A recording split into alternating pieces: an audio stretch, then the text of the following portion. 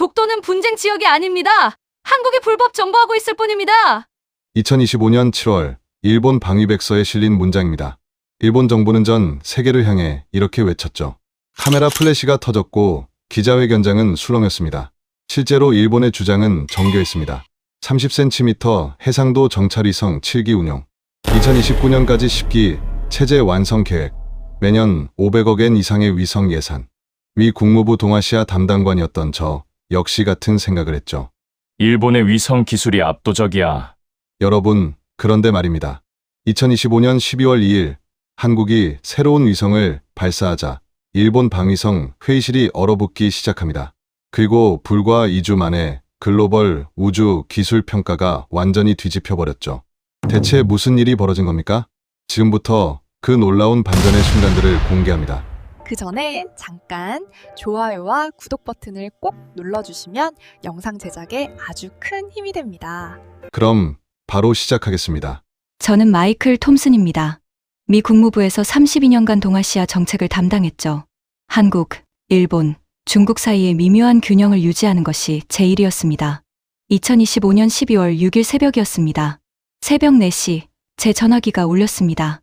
국무부 상황실이었죠. 톰슨 박사님, 즉시 출근해 주셔야 합니다. 동해에서 상황이 발생했습니다. 목소리가 긴장되어 있었습니다. 32년 경력 동안 이런 톤은 처음 들어봤죠. 30분 만에 국무부 지하 3층 상황실에 도착했습니다. 대형 스크린에는 위성 사진이 떠 있었습니다. 일본 해상자위대 함정 세척이 독도로부터 12LE 지점에 집결해 있었죠. 언제부터입니까? 3시간 전부터입니다. 그런데 박사님, 젊은 분석관이 다른 화면을 띄웠습니다. 일본 측이 이상한 주장을 하고 있습니다. 자기네 위성이 촬영한 사진이라며 한국 경비정의 위치 좌표를 공개했는데요. 사진을 보는 순간 저는 숨이 멎는 것 같았습니다. 해상도가 놀라웠습니다. 경비정의 번호판까지 보일 정도였죠. IGS 광학 8호의 촬영입니다. 해상도 30cm급이라고 주장하고 있습니다. 저는 고개를 끄덕였습니다. 일본의 정찰위성 기술은 세계 5위권이었으니까요. 미국, 러시아, 중국, 유럽 다음이었습니다. 한국 측 반응은? 그게 이상합니다. 전혀 당황하지 않았습니다. 오히려 여유 있어 보였습니다. 여유라고요? 일본이 30cm 해상도 사진으로 국제 여론을 몰아가고 있는데 여유라니? 바로 그때였습니다. 박사님, 한국 청와대에서 긴급 브리핑 요청이 왔습니다. 박사님을 지명했습니다. 저를요? 네. 톰슨 박사만 보내달라고 했습니다. 다른 사람은 안 된다고 하더군요. 이상했습니다. 32년 경력 동안 이런 일은 처음이었죠. 제 머릿속에 할아버지가 떠올랐습니다. 제임스 톰슨. 한국전쟁 참전 용사였죠. 1950년 12월 흥남 철수 작전에 참여했습니다. 14만 명의 피난민을 구출하는 작전이었죠. 할아버지는 평생 말씀하셨습니다. 마이클, 한국인들은 특별해. 그들은 절대 포기하지 않아. 가장 어두운 순간에 가장 밝은 빛을 발하지. 하지만 아버지는 달랐습니다. 리처드 톰슨. 국무부 일본 담당관을 20년 했죠. 아버지 세대는 감정에 치우쳐 있어. 일본이 진정한 동맹이야. 기술도 앞서고 신뢰할 수 있지. 저는 아버지의 영향을 많이 받았습니다. 일본어를 유창하게 구사했고 도쿄 대학에서 2년간 연수도 받았죠. 한국은 그저 동맹국 중 하나일 뿐이었습니다. 12시간 후 인천행 정보 전용기가 대기합니다. 저는 고개를 끄덕였습니다. 하지만 가슴 한켠이 무거웠습니다. 이번에도 결국 일본의 손을 들어줘야 하는 건 아닐까? 비행기 안에서 자료를 검토했습니다. 일본의 정찰위성 프로그램은 정말 인상적이었습니다. 1998년 북한 미사일 발사 이후 시작됐죠. 지금까지 투입된 예산만 1조 2천억 엔. 현재 운용 중인 위성 7기. 모두 30cm에서 50cm 해상도를 자랑했습니다. 반면 한국은 어땠을까요? 아리랑 3A5가 55cm 해상도. 명확히 일본보다 뒤떨어져 있었죠. 역시 일본이 기술적으로 앞서 있어. 그렇게 생각하며 눈을 감았습니다. 그런데 서류 뭉치 사이에서 한 장의 종이가 눈에 띄었습니다. 2025년 12월 2일자 기사였습니다. 한국, 아리랑 7호 발사 성공. 세계 최고 수준 0.3m 해상도. 700km 상공에서 노트북 크기 식별 가능. 0.3m? 잠깐, 일본이 자랑하는 IGS 광학위성과 같은 수준이잖아? 저는 다시 기사를 읽었습니다. 국내 독자 기술로 개발. 제어 모멘트 자이로 국내 최초 탑재. 초당 2도 이상 고속 기동 가능. 이상했습니다. 제가 알던 한국의 위성 기술 수준이 아니었죠. 겨우 나흘 전에 발사한 위성이 벌써 이런 능력을 보인다니? 승무원입니다. 잠시 후 인천국제공항에 착륙하겠습니다. 창밖을 보니 서울의 야경이 펼쳐졌습니다. 2025년 12월 6일 밤의 서울. 영하 5도의 추운 밤이었지만 도시는 불야성이었죠. 비행기가 착륙했습니다. 입국장을 나서자 한 남자가 기다리고 있었습니다. 톰슨 박사님이십니까? 그렇습니다. 국가안보실 김민준 차장입니다. 바로 출발하시죠. 그의 표정은 단단했습니다. 하지만 눈빛에는 묘한 자신감이 서려 있었죠. 차량은 서울 도심을 벗어나 남쪽으로 향했습니다. 어디로 가는 겁니까? 대전입니다. 한국항공우주연구원이 있죠. 한국항공우주연구원. 한국의 우주 개발을 총괄하는 기관이었습니다. 그곳에 뭐가 있다는 걸까요? 2시간 후, 우리는 거대한 건물 앞에 도착했습니다. 국가위성통합운영센터. 입구에서 3번의 보안 검색을 거쳤습니다. 지문 인식, 홍채 인식, 그리고 보안 서약서까지. 엘리베이터는 지하로 내려갔습니다. 지하 1층, 지하 2층, 지하 3층. 여기입니다. 문이 열렸습니다. 그 순간, 제 눈을 의심했습니다. 축구장 4개를 합친 크기의 공간이었습니다. 천장 높이만 20m는 됐죠. 벽면 전체가 초대형 스크린이었습니다. 실시간으로 지구가 돌아가고 있었죠. 수백 개의 점들이 움직였습니다. 저게 뭡니까? 전 세계 모든 위성의 실시간 위치입니다. 김 차장이 조용히 말했습니다. 빨간색이 한국 위성, 파란색이 우방국, 노란색이 중립국, 회색이 적성국. 제가 말을 이었습니다. 회색 점 하나가 한반도 상공을 지나가고 있었죠. IGS 광학 8호였습니다. 여기 계십니다. 한 남자가 다가왔습니다. 60대 후반으로 보이는 백발의 신사였죠. 저는 이준호입니다. 아리랑 7호 프로젝트 총괄 책임자입니다. 마이클 톰슨입니다. 악수를 나눴습니다. 그의 손은 굳은 살로 가득했죠. 멀리서 오셨습니다. 바로 본론으로 들어가시죠. 이 박사가 리모컨을 들었습니다. 메인 스크린이 바뀌었습니다. 독도가 나타났습니다. 그런데 이건 지금껏 본 그 어떤 위성 사진보다 선명했습니다. 이게 뭡니까? 아리랑 7호가 오늘 오전 촬영한 독도입니다. 저는 화면에 다가갔습니다. 경비정의 선체 번호가 보였습니다. 갑판 위 경비대원의 헬멧까지 식별됐죠. 해상도가 0.3m입니다. 정확히는 0.28m죠. 제 가슴이 두근거렸습니다. 일본 IGS와 같은 수준. 아니, 어쩌면 그 이상일지도 모른다는 생각이 들었습니다. 톰슨 박사님, 이 박사가 저를 똑바로 쳐다봤습니다. 지금부터 보여드릴 것들은 미국에도 공개하지 않았던 내용입니다. 하지만 할아버님의 은혜를 기억합니다. 그래서 박사님께 먼저 보여드리는 겁니다. 할아버지, 제임스 톰슨 중위님, 1950년 12월 24일 흥남부도에서 제 어머니를 구출하셨습니다. 저는 말문이 막혔습니다. 그분이 계셨기에 제가 있고 아리랑 7호가 있습니다. 이 박사의 눈시울이 붉어졌습니다. 이제 우리가 보답할 차례입니다. 진실을 보여드리겠습니다. 그가 다시 리모컨을 눌렀습니다. 스크린이 바뀌었습니다. 제 심장이 빠르게 뛰기 시작했습니다. 이것은 제가 알던 세계와 완전히 달랐습니다. 이 박사가 화면을 확대했습니다. 이건 오늘 오전 9시 37분 아리랑 7호가 촬영한 동해입니다. 화면이 움직였습니다. 독도에서 시작해서 울릉도, 그리고 일본 오키 제도까지 모든 것이 한눈에 들어왔죠. 잠깐만요. 저는 화면을 멈췄습니다. 이 촬영 범위가 어떻게 이렇게 넓습니까?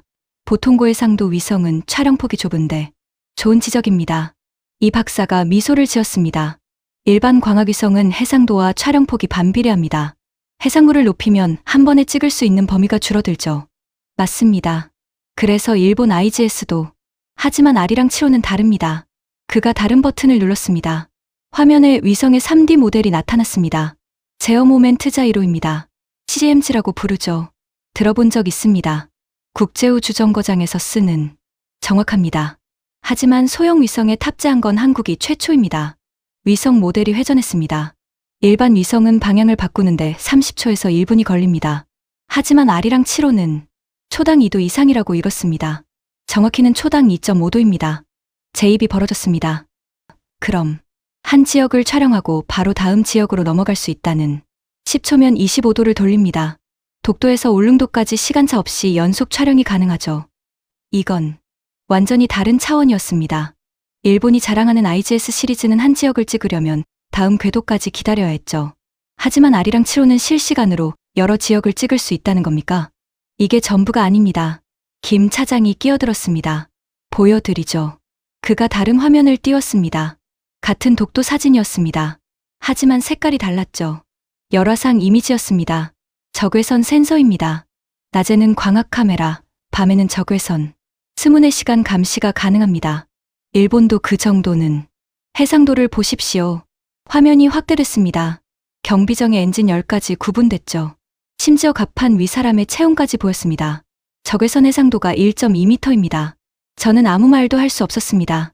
일본 IGS의 적외선 해상도는 3m 이상이었거든요. 그리고 이 박사가 미소를 지었습니다. 이게 핵심입니다. 새로운 화면이 나타났습니다. 시간별로 정리된 독도 사진들이었죠.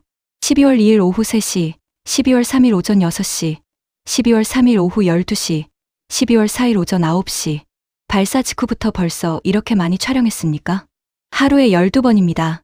김 차장이 고개를 끄덕였습니다. 일본 IGS는 하루 2번 한반도 상공을 지나갑니다.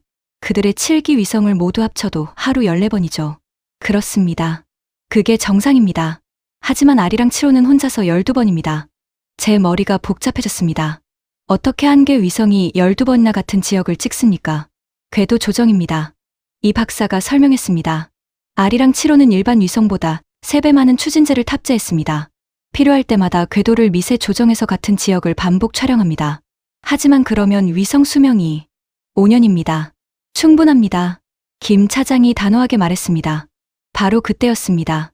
삐삐삐삐삐. 급박한 경보음이 울렸습니다. 스크린 전체가 붉은색으로 바뀌었죠. 위성 신호 두절.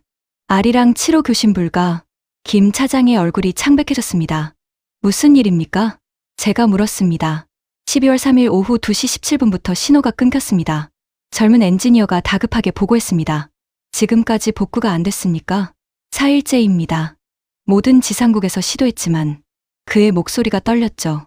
이 박사가 벽에 기댔습니다. 순간 10년은 늙어 보였습니다. 혹시 일본이? 김 차장이 조용히 말했습니다.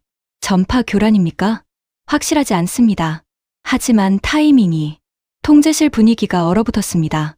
30명의 엔지니어들이 모니터 앞에 앉아 있었지만 아무도 말이 없었죠. 일본 언론이 보도를 시작했습니다. 누군가가 TV를 켰습니다. NHK 앵커가 말했습니다. 한국의 아리랑 7호, 발사 하루 만에 교신 두절. 전문가들은 발사 실패로 추정하고 있습니다. TBS도 이어졌습니다. 역시 한국 기술의 한계.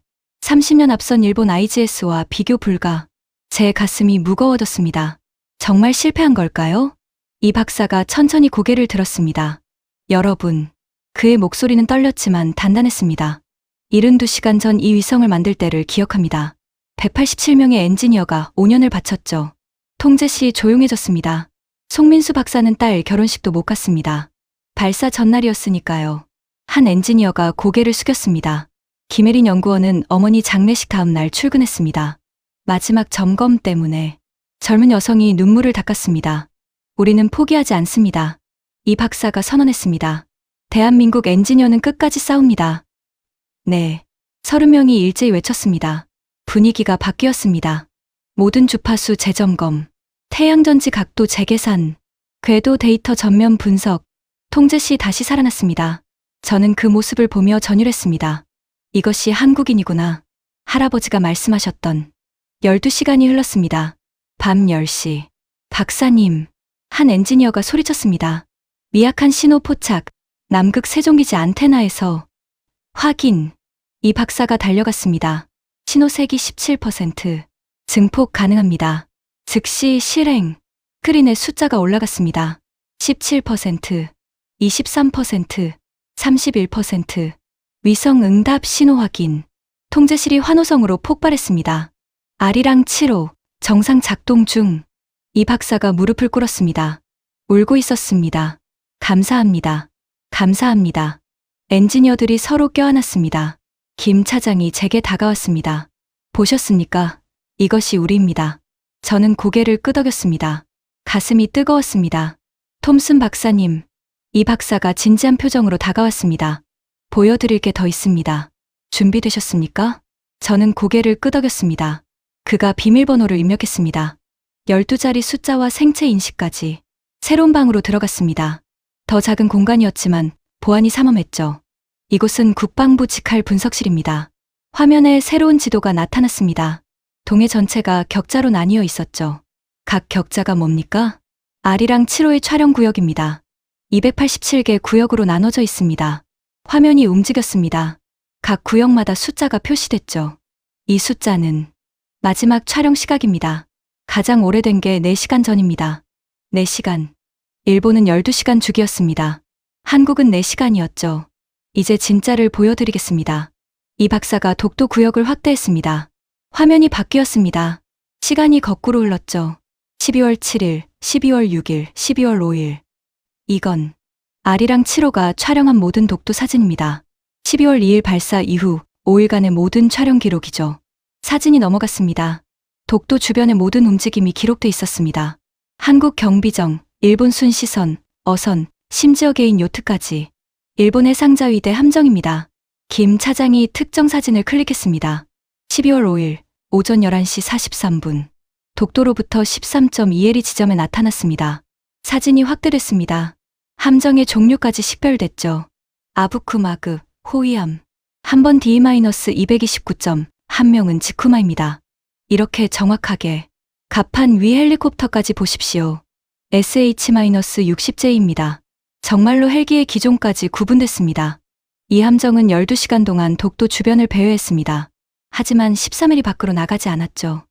왜죠? 우리가 보고 있다는 걸 알았으니까요. 김 차장이 미소를 지었습니다.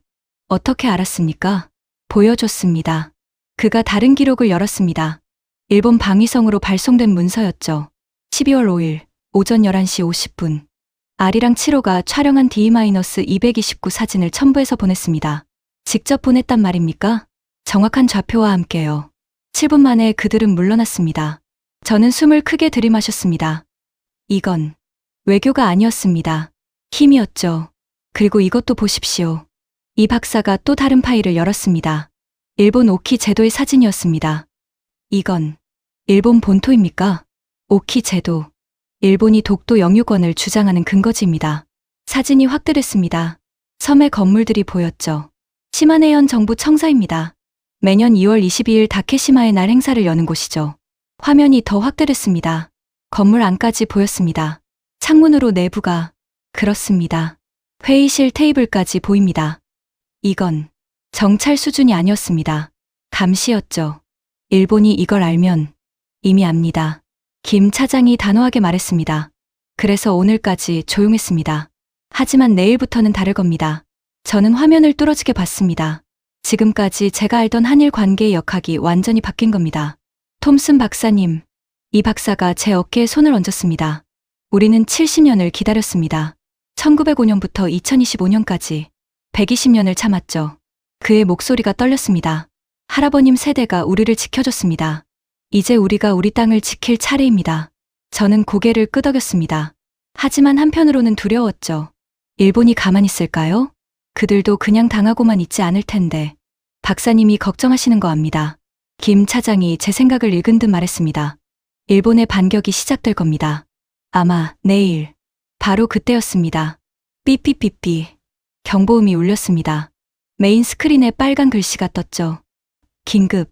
일본 외무성 기자회견 시작. 화면이 바뀌었습니다. 도쿄 외무성 브리핑룸이었습니다. 카메라 플래시가 터졌고 기자들이 웅성거렸죠. 단상에 한 남자가 올라섰습니다. 시작됐군요. 이 박사가 조용히 말했습니다. 일본의 역습이 시작된 겁니다. 과연 무슨 카드를 꺼내들까요? 저는 손에 땀을 쥐었습니다. 게임은 이제부터였습니다. 일본 외무성 대변인이 단상에 섰습니다. 50대 후반의 베테랑 외교관이었죠. 긴급 기자회견을 시작하겠습니다. 그의 목소리는 차분했지만 단단했습니다. 일본 정부는 대한민국 정부에 정식으로 항의합니다. 다케시마 상공에서의 위성 감시 활동을 즉각 중단할 것을 요구합니다. 기자들이 웅성거렸습니다. 대한민국은 우리 영토 상공을 무단으로 촬영하고 있습니다. 이는 명백한 주권 침해 행위입니다. 화면이 바뀌었습니다. 일본이 준비한 자료가 나왔죠. 한국의 R이랑 7호는 다케시마뿐만 아니라 오키 제도 상공까지 촬영하고 있습니다. 이는 정찰 행위이며 우방국 간에 있어서는 안 될 적대 행위입니다. 저는 화면을 뚫어져라 봤습니다. 예상했던 대로였습니다. 일본도 그냥 당하고만 있지 않았던 거죠. 일본 정부는 이 문제를 유엔 안보리에 상정하겠습니다. 또한 국제사법재판소에 제소를 준비하고 있습니다. 김 차장이 작게 웃었습니다. 예상된 수순입니다. 그래도 유엔까지 가면 걱정 마십시오. 우리도 준비했습니다. 하지만 저는 불안했습니다. 국제사회에서 일본의 영향력을 과소평가할 수 없었죠. 기자회견이 계속됐습니다. 일본 정부는 국제사회에 다음과 같은 증거를 제출하겠습니다. 화면에 오래된 지도가 나타났습니다. 1905년 시마네현 고시 제40호. 다케시마를 일본 영토로 편입한 공식 문서입니다. 이어서 여러 문서가 나왔죠. 17세기부터 일본 어민들이 다케시마에서 조업한 기록. 1953년 한국의 이승만 라인 선포 이전까지 일본이 실효 지배한 증거. 국제법적으로 정당한 영토 편입 절차. 문서가 끝없이 이어졌습니다. 우리는 127개의 역사적 문서를 보유하고 있습니다. 모두 다케시마가 일본 영토임을 증명합니다. 기자들이 플래시를 터뜨렸습니다. 질문 받겠습니다. 한 기자가 손을 들었습니다. NHK입니다. 한국 측 반응은 어떻습니까? 한국은 아직 공식 입장을 밝히지 않았습니다. 아마도 대응할 수 없기 때문일 것입니다. 또 다른 기자가 물었습니다. 요미우리 신문입니다. 위성 감시에 대해 미국은 뭐라고 합니까? 미국 정부와 긴밀히 협의 중입니다. 미국도 우방국 간 정찰 활동을 우려하고 있습니다. 저는 가슴이 철렁 내려앉았습니다. 미국이 일본 편을 들면 어떻게 됩니까? 한국은 고립될 수도 있었죠. 화면이 다시 바뀌었습니다. CNN 속보였습니다. 일본, 한국 위성의 영토 침해 주장, 독도 문제, 국제 분쟁으로 비화 가능성. BBC도 보도를 시작했습니다. 일본과 한국, 위성 감시를 둘러싼 외교 갈등. 순식간에 전 세계 언론이 들끓었습니다. 김 차장이 전화를 받았습니다. 네, 알겠습니다. 그가 전화를 끊고 우리를 봤습니다. 백악관에서 연락 왔습니다. 국무장관이 톰슨 박사님께 전화하고 싶다고 합니다. 저는 한숨을 쉬었습니다. 결국 이렇게 되는군요. 받으시죠. 이 박사가 조용히 말했습니다. 전화가 연결됐습니다. 톰슨, 지금 거기서 뭐 하는 건가? 국무장관의 목소리는 차가웠습니다. 상황 파악 중입니다. 장관님. 일본이 난리가 났네. 자네 보고서는? 아직 작성 중입니다. 서둘러. 대통령께서 내일 NSC 회의를 소집하셨어. 자네 의견이 필요해. 알겠습니다. 톰슨. 장관의 목소리가 낮아졌습니다. 우리는 일본과 안보 동맹이야. 한국도 중요하지만 우선순위가 있네. 알겠나? 전화가 끊겼습니다. 저는 전화기를 내려놓았습니다. 손이 떨렸죠. 바로 그때였습니다. 김 차장의 전화가 울렸습니다. 그의 얼굴이 굳어졌죠. 네, 알겠습니다. 전화를 끄는 그가 이 박사를 봤습니다. 문제가 생겼습니다. 무슨? 우리 내부 자료가 일본에 넘어갔습니다. 상황실이 얼어붙었습니다. 뭐라고요? 아리랑 7호 기술 문서 일부. 30분 전 일본 방위성이 트위터에 올렸습니다. 스크린에 일본어 트윗이 떴습니다. 한국 위성의 설계도 일부였죠. 누가? 모릅니다. 하지만 접근 권한이 있는 사람은 12명 뿐입니다. 이 박사가 벽을 쳤습니다. 이럴 수가. 제 전화가 또 울렸습니다. 국무부 부장관이었습니다. 톰슨, 지금 상황 보고 있나? 한국 내부에서 정보가 새고 있어. 네, 알고 있습니다. 일본이 난리야.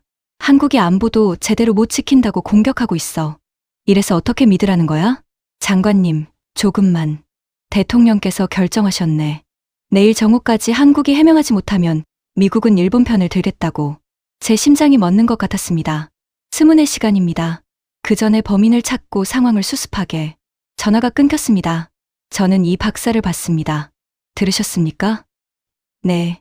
그의 목소리는 차분했습니다. 너무 차분했죠. 어떻게 하시겠습니까? 찾아야죠. 반드시. 김 차장이 보안팀을 소집했습니다. 12명 전원 조사합니다. 컴퓨터 로그, 통화 기록, 이메일 모두. 6시간 안에 결과 내놓으십시오. 팀이 움직였습니다.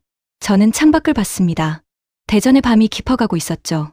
정말 내부에 배신자가 있는 걸까요? 2시간 후, 보안팀장이 뛰어왔습니다. 찾았습니다. 누구입니까? 아무도 아닙니다. 무슨 소리입니까? 유출된 문서를 분석했습니다. 진짜가 아닙니다. 스크린에 2개의 문서가 떴습니다. 왼쪽이 일본이 공개한 것, 오른쪽이 우리 실제 문서입니다. 똑같아 보이는데요? 90%는 같습니다. 하지만 핵심 10%가 다릅니다. CMG 사양이 완전히 틀렸습니다. 이 박사의 눈이 빛났습니다. 누군가 가짜를 흘렸다는 겁니까? 정확합니다. 그것도 매우 정교하게. 전문가가 아니면 구별 못할 정도로. 그럼 일본은 가짜 정보를 진짜로 알고 공개한 겁니다. 김 차장이 웃음을 터뜨렸습니다. 누가 한 겁니까? 보안팀장이 한 이름을 말했습니다. 송민수 박사입니다. 딸 결혼식도 못 간 그분. 이 박사가 고개를 끄덕였습니다. 그가 2주 전 말했습니다. 일본이 반드시 해킹을 시도할 거라고. 미리 함정을 파두자고. 천재군요. 제가 중얼거렸습니다. 이제 일본이 곤란해졌습니다. 김 차장이 말했습니다. 가짜 정보로 우리를 공격했으니 스스로 무덤을 판 거죠. 저는 워싱턴에 전화를 걸었습니다. 장관님, 상황이 역전됐습니다. 30분 후, 일본 방위성이 트윗을 삭제했습니다. 하지만 이미 늦었죠. 전 세계가 스크린샷을 찍어두었습니다. CNN이 보도했습니다. 일본, 가짜 정보로 한국 공격. 신뢰성 논란. 한국의 역습이 시작된 겁니다. 들으셨죠? 제가 조용히 물었습니다. 네. 김 차장이 고개를 끄덕였습니다. 예상했던 압박입니다. 미국은 일본 편을 들 수밖에 없죠. 적어도 지금은. 그럼 어떻게? 아직 끝나지 않았습니다. 이 박사가 단호하게 말했습니다. 일본이 127개 문서를 내놨다고요? 우리는 그보다 많습니다. 얼마나 많은데요? 287개. 제 눈이 커졌습니다. 하지만 그것보다 중요한 게 있습니다. 그가 새로운 화면을 띄웠습니다. 질입니다. 일본의 127개는 대부분 간접 증거입니다. 하지만 우리 것은 화면에 고문서가 나타났습니다.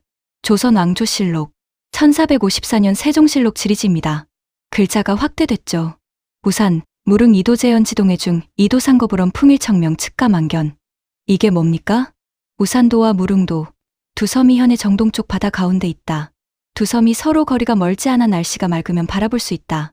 우산도가 독도입니까? 그렇습니다. 1454년부터 기록돼 있습니다. 일본이 주장하는 1905년보다 451년이나 앞섭니다. 화면이 바뀌었습니다. 또 다른 문서가 나왔죠. 대한제국 칙령 제41호 1900년 10월 25일 발표됐습니다. 내용이 울릉도를 울도로 개칭하고 도감을 군수로 개정한다. 구역은 울릉 전도와 죽도, 석도를 관할한다. 석도가 독도입니다. 당시 독도를 돌섬, 즉 석도라고 불렀죠. 저는 문서를 자세히 봤습니다. 정말로 1900년이었습니다. 일본의 1905년보다 5년 앞섰죠. 일본이 이걸 모를 리 없는데 알고 있습니다. 그래서 부정하려고 하죠. 김 차장이 쓴웃음을 지었습니다. 하지만 우리에게 결정적 증거가 하나 더 있습니다. 뭡니까? 일본 자신이 쓴 문서입니다. 새로운 화면이 떴습니다. 일본어로 된 고문서였죠. 태정관 지령. 1877년 일본 최고 행정기관인 태정관이 내린 공식 문서입니다. 글자가 확대됐습니다.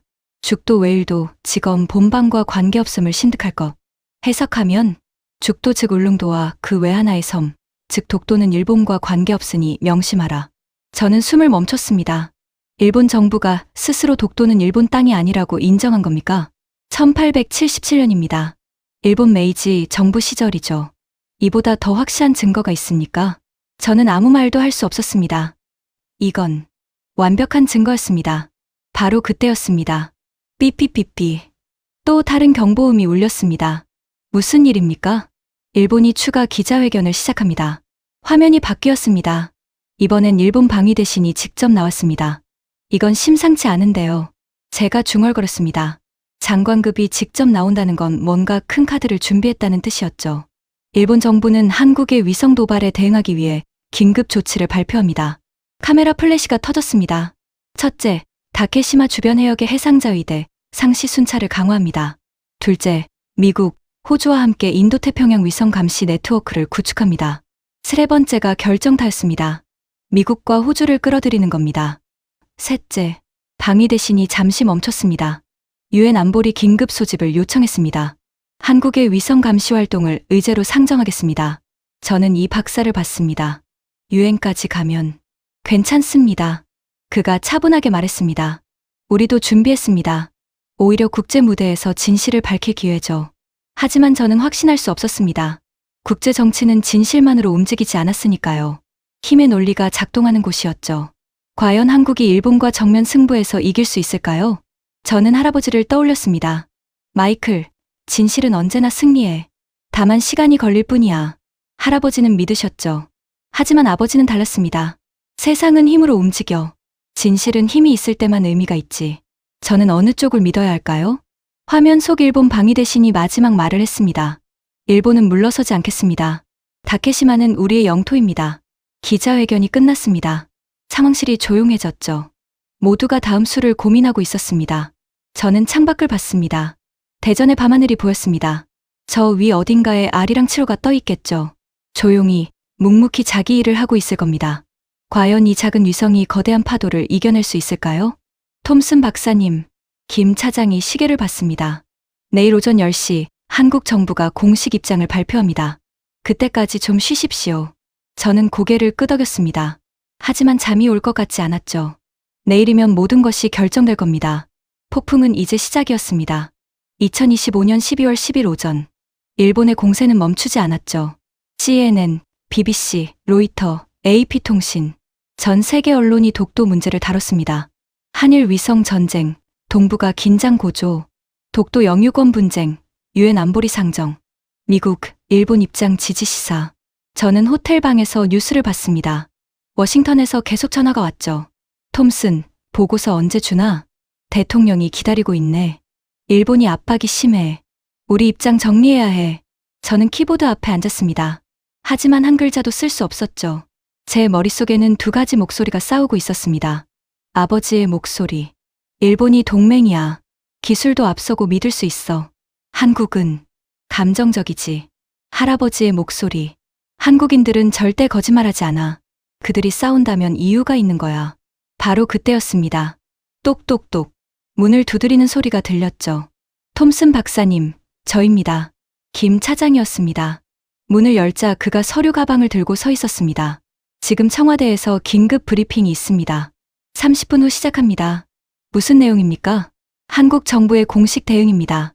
모든 증거를 공개한다고 합니다. 제 심장이 빠르게 뛰었습니다. 드디어 한국이 움직이는 겁니다. 청와대 브리핑룸은 기자들로 가득했습니다. 한국 기자뿐만 아니라 외신 기자들도 200명 넘게 모였죠. 카메라 플래시가 끊임없이 터졌습니다. 저는 뒤쪽에 조용히 자리 잡았습니다. 정각 오전 10시. 외교부 장관이 입장했습니다. 그리고 뒤에 이준호 박사가 따라 들어왔죠. 브리핑을 시작하겠습니다. 외교부 장관의 목소리는 단단했습니다. 대한민국 정부는 일본 정부의 부당한 주장에 대해 다음과 같이 대응합니다. 대형 스크린이 켜졌습니다. 첫째, 독도는 대한민국 고유 영토입니다.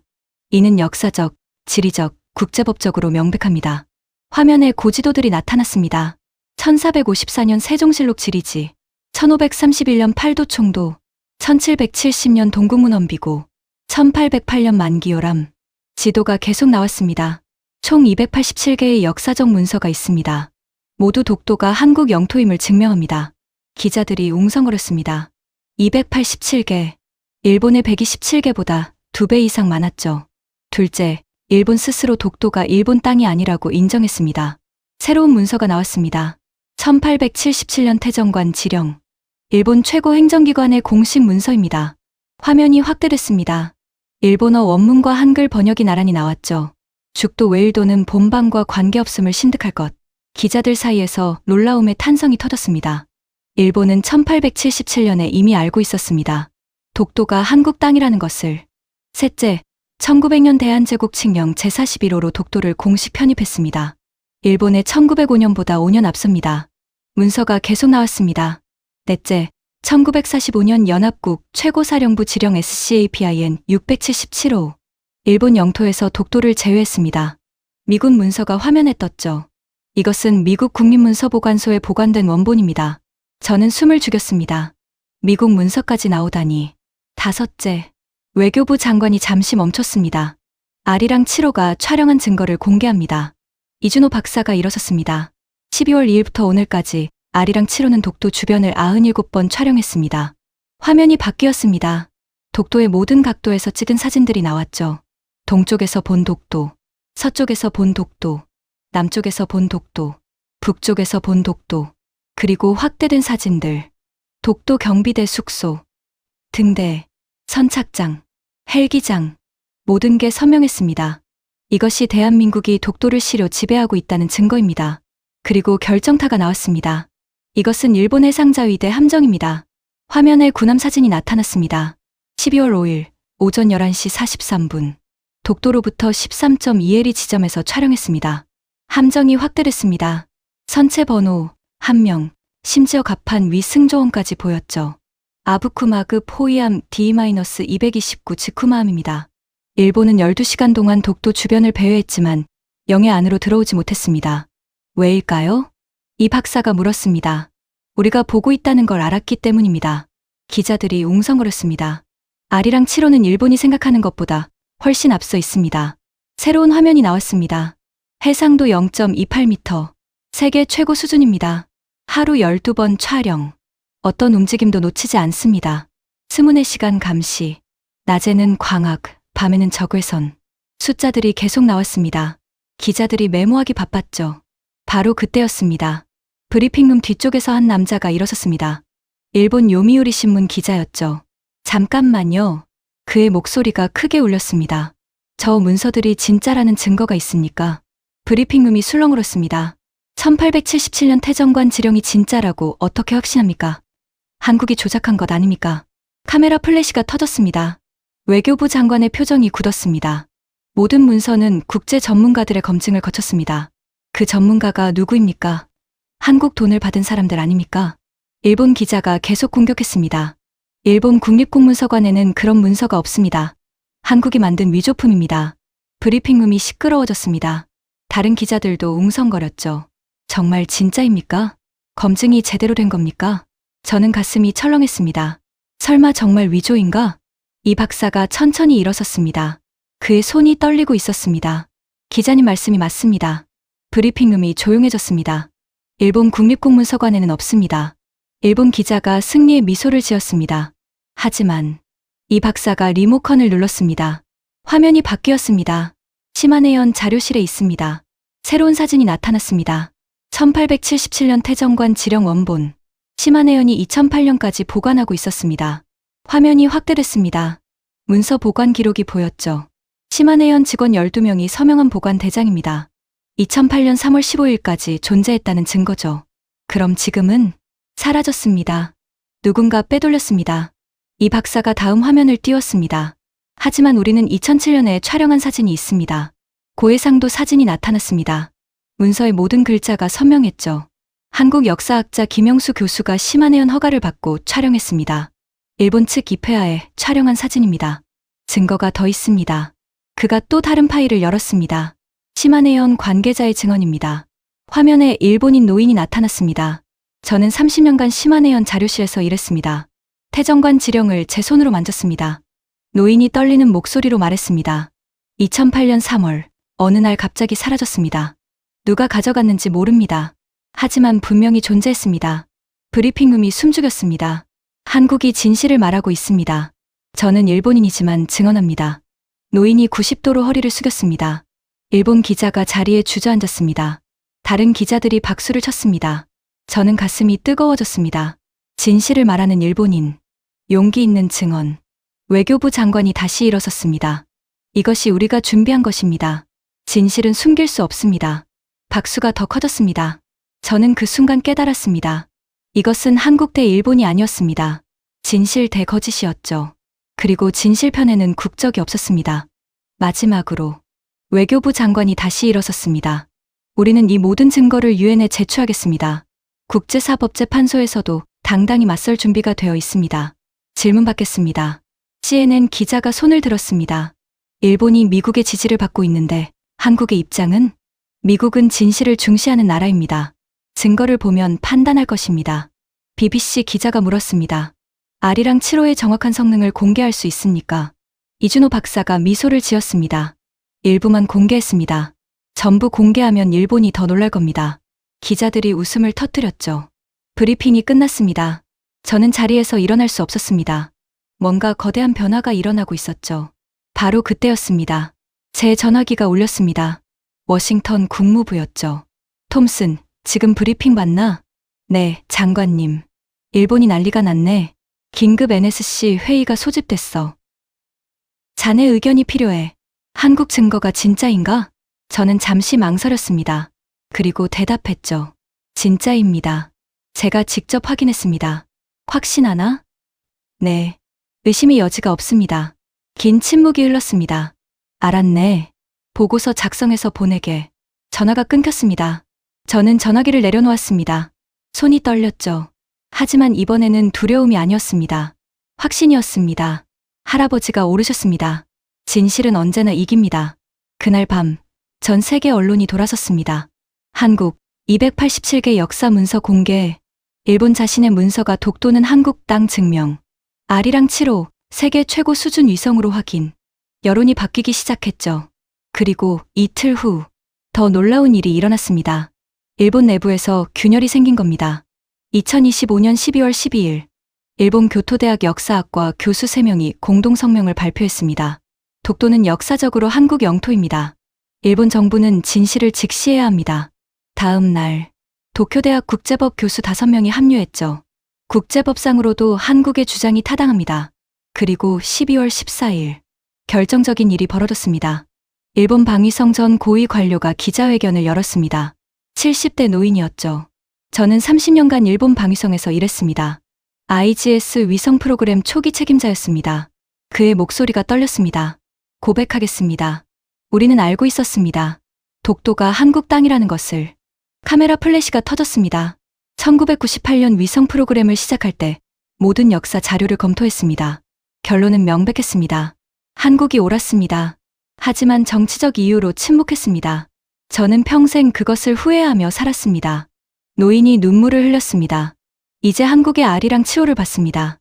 우리보다 앞섰습니다. 기술로도 진실로도 더 이상 거짓말할 수 없습니다. 제 손자에게 부끄럽지 않은 할아버지가 되고 싶습니다. 그가 깊이 고개를 숙였습니다. 90도로 허리를 굽혔죠. 한국 국민 여러분께 사죄드립니다. 그리고 일본 국민 여러분께도 진실을 말씀드립니다. 독도는 한국 땅입니다. 전 세계가 충격에 빠졌습니다. 일본 내부에서 터진 폭탄이었죠. 저는 그 장면을 보며 울었습니다. 할아버지가 말씀하셨던 그 순간이었습니다. 진실은 언제나 승리해. 다만 시간이 걸릴 뿐이야. 70년. 그 시간이 걸렸지만 진실이 승리했습니다. 그리고 그 중심에 아리랑 7호가 있었죠.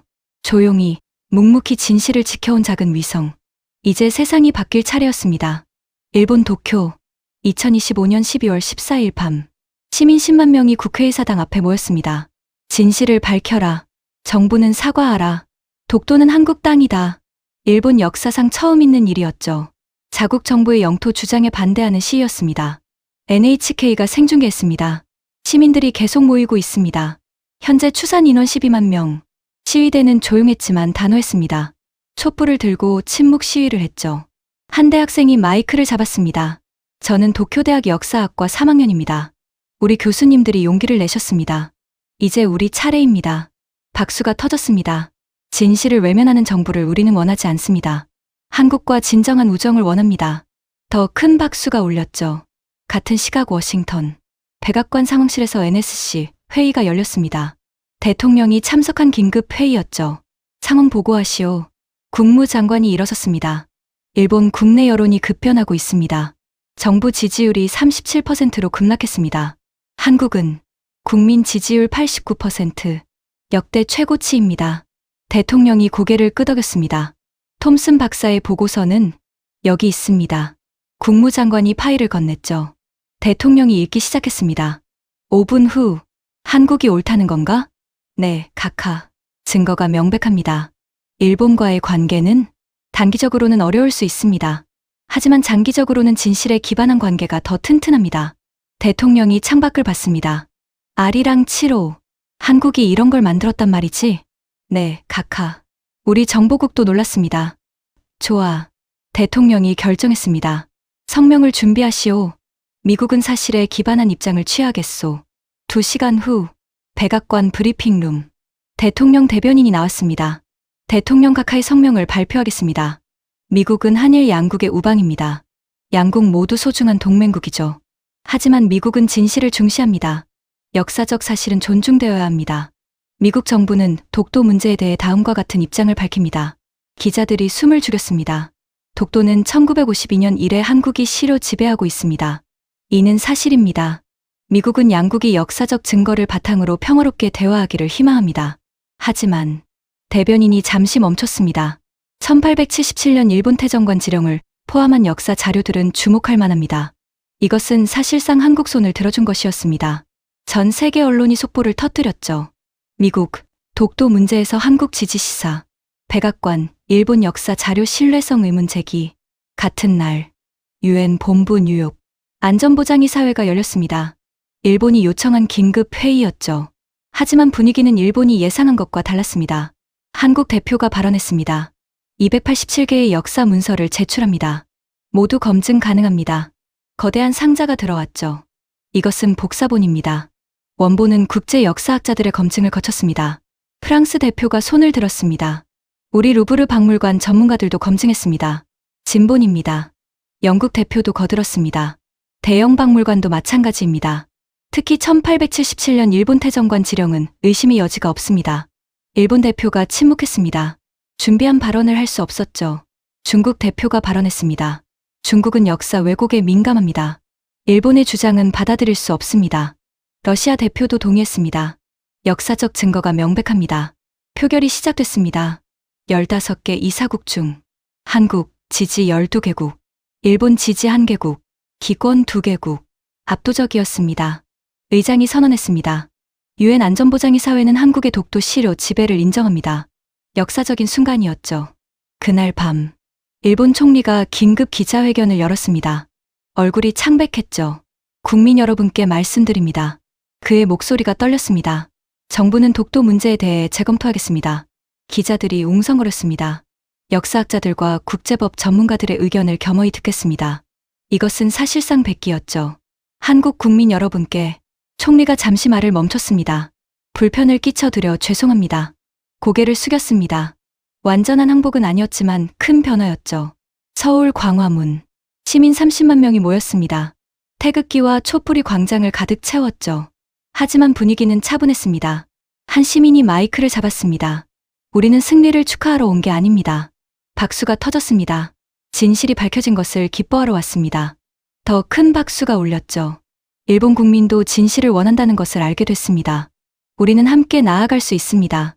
광장이 감동의 물결로 출렁였습니다. 바로 그때였습니다. 청와대가 예상 밖의 발표를 했죠. 대한민국 정부는 일본의 다음과 같이 제안합니다. 첫째, 한일 공동역사 연구단을 구성합니다. 둘째, 독도를 한일 우정의 상징으로 만들겠습니다. 셋째, 아리랑 7호의 기술을 일본과 공유하겠습니다. 세 번째가 충격이었습니다. 최첨단 위성 기술을 나누겠다니? 대통령이 직접 설명했습니다. 진정한 강함은 나누는 것입니다. 우리는 일본을 이기려는 게 아닙니다. 함께 가려는 겁니다. 일본이 술렁거렸습니다. 도쿄 거리에서 시민들이 울었죠. 한국이 이렇게 나올 줄은 우리가 잘못 알고 있었어. 다음 날, 일본 주요 신문들이 일면을 바꿨습니다. 한국의 풍격에 배운다. 진정한 이웃의 의미. 독도가 아니라 우정을 선택한 한국. 여론이 완전히 돌아섰죠. 그날 저녁, 저는 대전 위성센터에 다시 왔습니다. 이준호 박사가 맞이했습니다. 톰슨 박사님, 내일 특별한 곳에 가십니다. 어디입니까? 독도입니다. 한국 정부가 박사님을 초대했습니다. 저는 눈이 커졌습니다. 독도예요? 네. 할아버님을 위한 자리가 있습니다. 메인 스크린을 봤습니다. 아리랑 7호가 한반도 상공을 지나고 있었죠. 조용히, 묵묵히 자기 일을 하고 있었습니다. 아름답네요. 제가 중얼거렸습니다. 저 작은 위성이 세상을 바꿨습니다. 이 박사가 미소를 지었습니다. 위성이 바꾼 게 아닙니다. 진실이 바꾼 겁니다. 아리랑 7호는 그저 진실을 보여줬을 뿐이죠. 저는 고개를 끄덕였습니다. 할아버지가 오르셨습니다. 진실은 언제나 승리합니다. 다만 시간이 걸릴 뿐이죠. 그리고 때로는 작은 위성 하나면 충분합니다. 진실을 비추는 빛이 되어주는. 그 밤 저는 아버지께 전화를 걸었습니다. 아버지, 마이클, 무슨 일이야? 할아버지가 오르셨습니다. 한국에 대해 긴 침묵이 흘렀습니다. 아들, 아버지의 목소리가 떨렸습니다. 나도 뉴스 봤다. 내가 잘못 알고 있었구나. 괜찮습니다, 아버지. 할아버지께 얼굴을 들 수 없겠어. 천국에서 얼마나 실망하셨을까. 아니요, 아버지. 할아버지는 기뻐하실 겁니다. 우리가 진실을 찾았으니까요. 전화를 끊었습니다. 창밖을 봤습니다. 서울의 밤하늘에 별이 빛났죠. 그 중 하나가 아리랑 7호였을 겁니다. 작지만 강한 빛, 진실의 빛. 내일이면 독도에 갑니다. 할아버지를 위한 특별한 순간이 기다리고 있었습니다. 2025년 12월 17일. 저는 울릉도에 도착했습니다. 헬리콥터가 대기하고 있었죠. 독도까지 15분 거리입니다. 조종사가 말했습니다. 헬기가 이륙했습니다. 동해의 푸른 바다가 펼쳐졌죠. 그리고 저 멀리 2개의 바위섬이 보였습니다. 독도였습니다. 가까이 다가갈수록 감동이 밀려왔죠. 저게 독도입니까? 네, 동도와 서도입니다. 섬이 점점 커졌습니다. 헬기가 착륙했습니다. 헬기장에 사람들이 기다리고 있었죠. 이준호 박사도 있었습니다. 어서 오십시오, 톰슨 박사님. 드디어 왔습니다. 우리는 섬을 걸었습니다. 경비대 숙소, 등대, 그리고 새로 세워진 기념비. 이게 뭡니까? 보십시오. 기념비에 글자가 새겨져 있었습니다. 한일 평화와 우정의 섬. 2025년 12월 15일. 그 아래에 더 작은 글씨가 있었죠. 1950년 12월 24일. 흥남 철수작전 참전 용사들을 기립니다. 그리고 이름들이 나열돼 있었습니다. 제 눈이 한 이름에 멈췄습니다. 제임스 톰슨 중위. 할아버지였습니다. 제 무릎이 꺾였습니다. 기념비 앞에 무릎을 꿇었죠. 눈물이 흘렀습니다. 할아버지. 목이 메었습니다.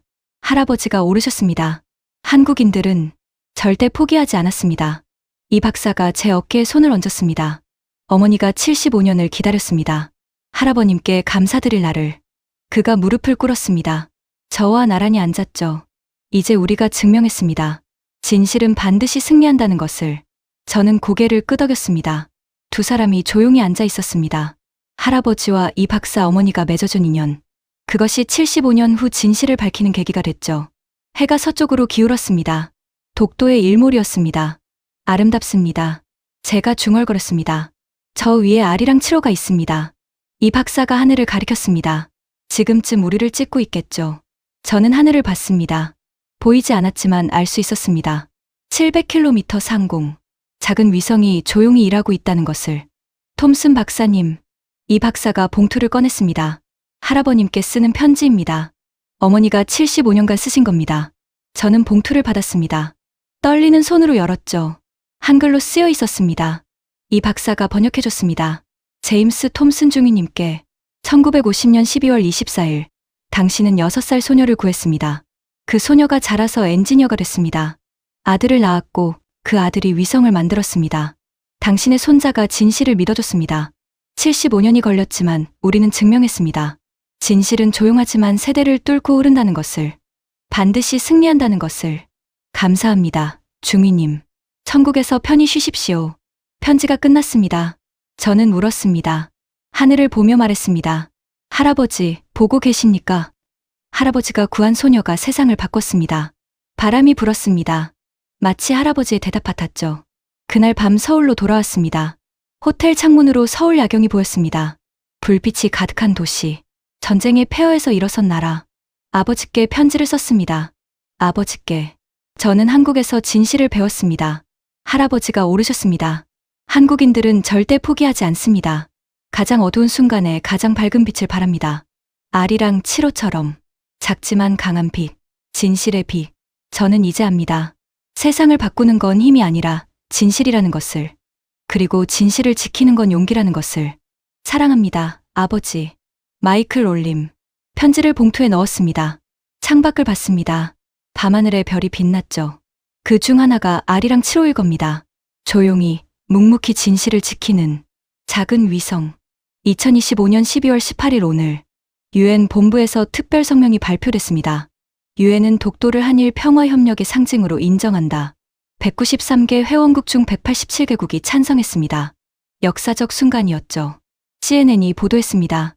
한국의 아리랑 7호. 단 2주 만에 세계를 바꾸다. BBC도 이어졌습니다. 진실의 승리. 독도 분쟁 70년 만에 종지부. 뉴욕타임스는 사설을 실었습니다. 작은 위성이 증명한 것. 진실은 반드시 이긴다. 저는 이 모든 것을 지켜봤습니다. 2025년 12월 2일 발사된 아리랑 7호. 불과 16일 만에 세상을 바꿨죠. 할아버지가 맞으셨습니다. 한국인들은 절대 포기하지 않습니다. 그리고 진실은 언제나 승리합니다. 다만 시간이 걸릴 뿐이죠. 이번엔 16일이 걸렸습니다. 아리랑 7호와 함께. 여러분, 오늘 이야기 어떠셨습니까? 미국 출신 국제 전문가 마이클 톰슨이 2주간 마주한 독도의 진실 이야기였습니다. 할아버지는 진실을 알고 있었고 아버지는 오해했으며 손자는 마침내 깨달았죠. 세대에 걸친 여정 끝에 한국의 품격과 준비된 힘이 세계를 감동시켰습니다. 아리랑 7호 2025년 12월 2일 발사됐습니다. 700km 상공에서 0.28m의 눈으로 세상을 봅니다. 하루 12번 독도를 지나며 진실을 기록하죠. 작은 위성이지만 16일 만에 세상을 바꿨습니다. 기술이 아니라 진실로, 힘이 아니라 품격으로. 진실은 조용하지만 반드시 승리한다는 것, 그리고 품격이 가장 강력한 무기라는 것을 우리는 오늘 다시 한번 확인했습니다. 독도는 우리 땅입니다. 역사로 증명됐고 기술로 지켜지고 있으며 품격으로 인정받았습니다. 그리고 그 중심에 아리랑 7호가 있습니다. 지금 이 순간에도 700km 상공에서 우리 영토를 지키고 있죠. 이 이야기가 여러분의 가슴을 뜨겁게 했다면 댓글창에 자랑스런 대한민국을 남겨주세요. 여러분의 댓글 하나하나가 대한민국을 응원하는 힘이 됩니다. 다음에는 더 감동적이고 더 뜨거운 이야기로 여러분을 찾아뵙겠습니다. 구독과 좋아요, 알림 설정까지 부탁드립니다. 감동사연 저장소였습니다.